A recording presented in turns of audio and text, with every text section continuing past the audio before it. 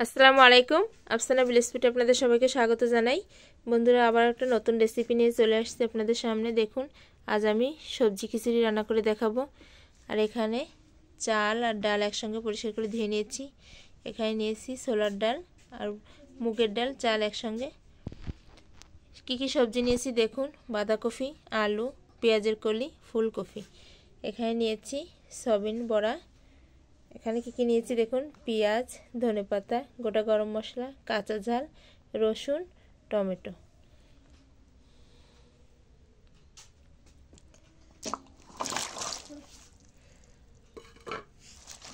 সবজিগুলো সব আমি পরিষ্কার করে ধুয়ে নেব।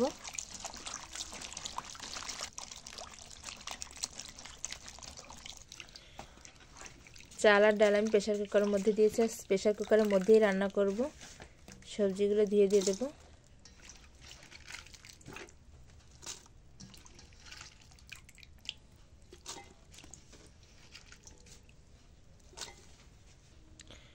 এবারে দিয়ে দেবো কাঁচা ঝাল, রসুন, পেঁয়াজ,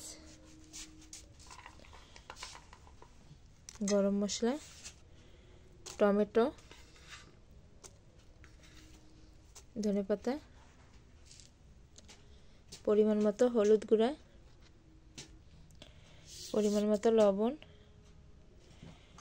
এবারে দিয়ে দেবো সরিষার তেল। এবারে খুব ভালো করে হাতে মাখিয়ে নেব।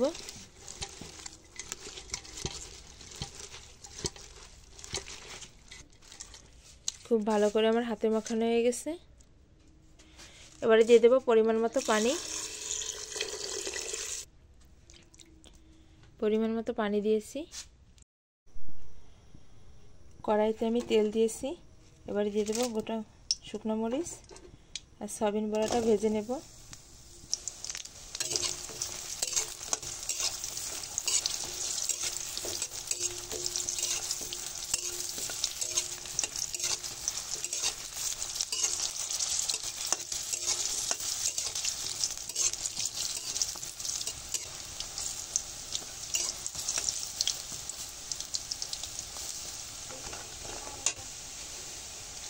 এবারে দিয়ে দেবো গোটা জিরা।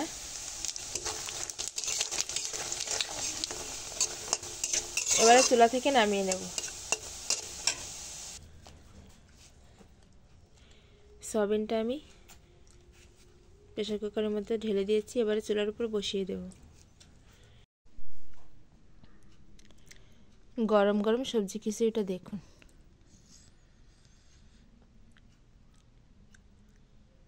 শীতের সময় এরকম খিচুড়ি খেতে মজাই লাগবে। দেখুন,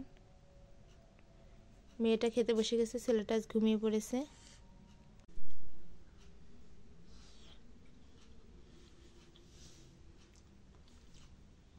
সবজি খিচুড়িটা খেতে মজা লাগছে।